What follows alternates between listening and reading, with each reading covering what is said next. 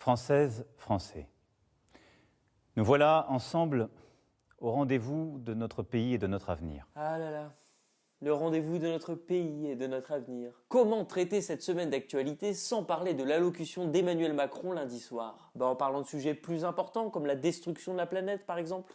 Non, je vais rester sur Macron. Pour lui, cette allocution, c'était un véritable numéro d'équilibriste. D'un côté, il devait se montrer ferme pour garder sa crédibilité, et de l'autre, il devait faire un geste en faveur des gilets jaunes afin de calmer les tensions, sachant que l'annulation de la hausse de la taxe carbone n'avait eu aucun effet. Ah si, de l'effet de serre quand même. Réchauffement climatique, tout ça. C'est bon, t'as fini, je peux reprendre? Ouais, c'est bon, merci. Beaucoup d'enjeux pour Macron donc. En plus, l'allocution a été suivie par plus de 20 millions de personnes. 20 millions!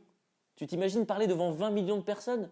Le niveau de concentration que tu dois avoir? Clairement, tu lâches une caisse, la bourse de Paris chute de 20%. En plus, c'est pas comme si les 20 millions, c'était tes parents et ta meuf. C'est un poil plus hostile que ça. Du coup, ça nous l'a tout stressé, notre Macron. Il était tout raide comme ça, avec les mains bien rangées sur la table. On aurait dit un préfet à une soirée disco. Mais bon, il s'est accroché à son petit costume et il s'est lancé. Allez, on va faire un top 3 des meilleures propositions. Number one. La mesure phare, il propose une hausse de 100 € sur le SMIC. Donc après un mois de conflit, Macron s'est s'emballé un mars. C'est ça. 100 € c'est déjà un beau cadeau de Noël, non? Ouais, sauf que c'est pas une hausse du SMIC, mais de la prime d'activité, et qu'elle était déjà prévue dans son programme de campagne. Donc en termes de cadeau, c'est un peu comme offrir à ton frère le vieux livre qu'il t'avait offert l'année dernière. Number two. Il a aussi demandé aux entreprises de verser à leurs salariés une prime de fin d'année.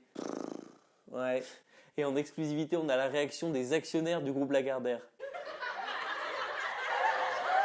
Non. Number three. Il a aussi annoncé qu'il allait entreprendre un tour de France des maires afin de renouer avec les Français. Ça, c'est une bonne idée, c'est le beau geste. Bah non, un tour de France des maires, c'est pour renouer avec les maires. Si l'objectif c'est de renouer avec les Français, il vaudrait mieux partir sur un tour de France des CAF ou des PMU à la limite, qui prennent exemple sur son prédécesseur.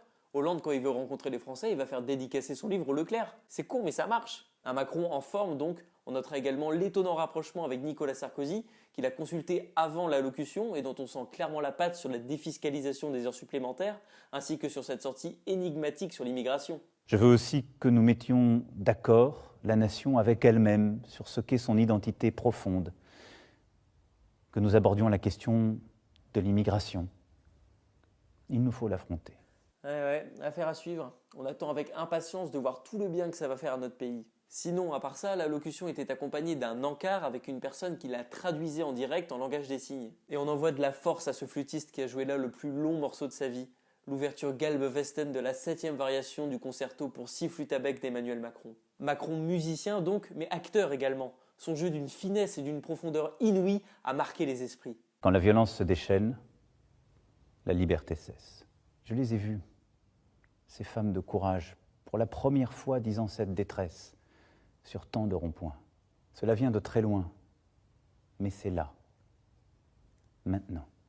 Nous ne reprendrons pas le cours normal de nos vies. Mon seul souci, c'est vous. Mon seul combat, c'est pour vous.